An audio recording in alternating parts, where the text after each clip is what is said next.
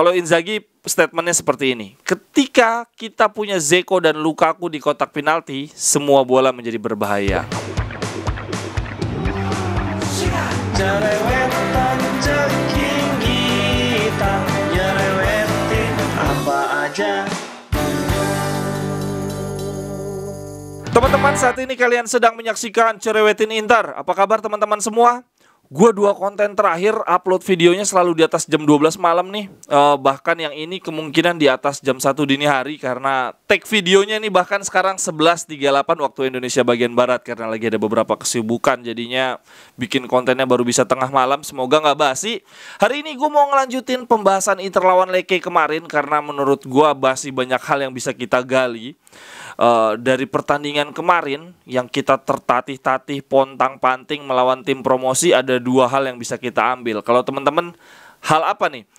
Yang pertama mungkin kita akan melihat bahwa gila, lawan tim promosi aja kita pontang-panting, harus sampai dengan detik terakhir baru bisa membungkus pertandingan. Apakah ini merupakan pertanda buruk? Nah, itu sisi yang pertama. Mungkin ada yang melihat ini sebagai pertanda buruk. Kalau gua lebih memilih melihat ini pertanda baik. Karena kemarin kita mencetak gol di menit terakhir, dan ini adalah gol ke-10 di era Inzaghi yang dicetak di atas menit 85. Ini daftar pertandingannya. 3 diantaranya bahkan mengubah haluan ya, yang tadinya mau kalah jadi seri, yang tadinya seri menjadi menang, yaitu lawan Venezia. Kita skor sebelumnya 1-1, kemudian ada gol di menit 85 plus yang membuat kita menjadi unggul 2-1 di kandang sendiri. Kemudian melawan Torino kita terhindar dari ancaman kekalahan, sebelumnya 1-0 menjadi 1-1, dan terakhir Lecce melawan Inter ini. Sebelumnya 1-1, kemudian gol si Dumfries membuat kita meraih 3 poin dari tim promosi. Sebetulnya yang kesulitan di partai perdana Serie A tuh bukan cuma Inter. Jadi seharusnya dari pertandingan lawan Lecce kemarin kita bisa melihat perspektif baik bahwa Inzaghi ini punya kelebihan, yaitu dalam hal mentalitas dan juga stamina, karena kita bisa berjuang sampai dengan menit akhir. Jadi gue ingin mengapresiasi secara khusus untuk tim fisik dan tim mental dari staf kepelatihan Inzaghi. Jadi kalau gue sampai dengan detik ini masih menaruh kepercayaan bukan cuma tinggi tapi sangat tinggi untuk Inzaghi. Dari kacamata gue masih menganggap bahwa Inzaghi adalah salah satu pelatih terbaik di Serie A. Dan bahkan kalau mau diingat-ingat lagi ya, dulu Conte di tahun pertama itu belanjanya 191 juta nih. Gue lihat di daftar transfer market. Sementara Inzaghi di tahun pertamanya belanjanya cuma 40 juta. Nggak ada setengahnya si Conte, dan bahkan harus menjual Lukaku dan Hakimi. Dengan segala keterbatasannya, Inzaghi masih luar biasa banget sih menurut gue. Dan kalau dari Gazzetta dello Sport hari ini, pembahasan tentang Inzaghi di pertandingan lawan Lecce kemarin adalah Inzaghi berani mengubah patternnya dari 3-5-2 menjadi 3-4-3 ketika memasukkan Dzeko. Kemudian berubah lagi menjadi 4-2-4 di match perdana Serie A. Ini menurut Gazzetta ya. Ini indikasi baik dari Inzaghi yang walaupun dari sisi permainan memang terlihat jauh lebih cair dibandingkan 3 back Conte, tapi kita semua tahu bahwa Inzaghi tidak pernah melepas dasar permainan 3-5-2. Tidak seperti Conte yang walaupun gaya permainannya kaku, tapi Conte masih bisa 3-4-3, 3-4-2-1.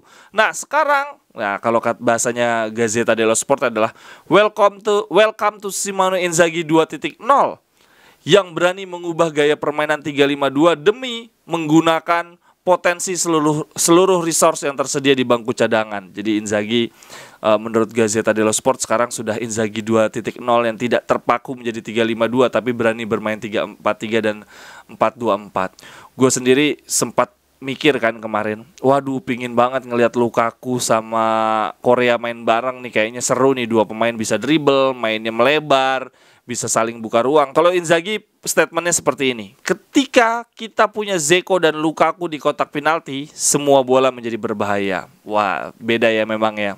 Kacamata fans sama kacamata pelatih. Tapi formasi apapun yang akan diterapkan Inzaghi, kalau kita nggak punya back baru sesegera mungkin, ini bahaya banget.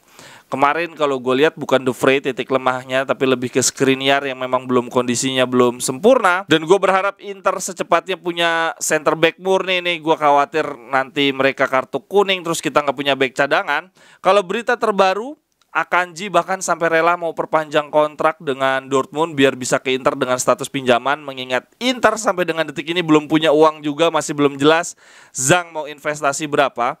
Acerbi, Inzaghi sendiri lebih milih Acerbi ketimbang Akanji, sementara manajemen lebih milih Akanji karena pertimbangan masa depan. Kalau gue sih bisa memahami ya kenapa Inzaghi lebih milih Acerbi. Itu bukan soal teknis, tetapi Inzaghi nggak mau dijebak. Ntar siapa tahu ntar manajemen bilang nih gue kasih Akanji nih, lebih muda, lebih bugar, tapi lu jual Dumfries ya atau jual Skriniar ya. Gue rasa Inzaghi sudah belajar, dia nggak mau dijebak. Jadi ya udah gak apa-apa deh Acerbi tua, tapi jangan sentuh Dumfries sama Skriniar, karena dia sudah bilang kan kalau setelah pertandingan lawan Lecce tidak ada lagi penjualan mayor. Marotta sendiri kemarin setelah pertandingan lawan Lecce ada interview singkat, dia bilang bahwa sekarang sudah 15 hari menjelang penutupan Mercato, tidak akan ada pergerakan signifikan. Kami hanya akan melengkapi skuad dengan pengganti Ranocchia. Kalau menurut teman-teman sendiri siapa nih pemain terbaik man of the match di lawan Lecce kemarin? Kalau dari banyak media mengerucut ke 3 pemain. Di Marco, dia bermain 90 menit, aktif memberi crossing, salah satunya bahkan mengawali golnya Lukaku. Ada shot on goal juga, kemudian Lukaku bermain 90 menit dan membutuhkan cuma 1 menit 20 detik untuk gol debutnya lagi.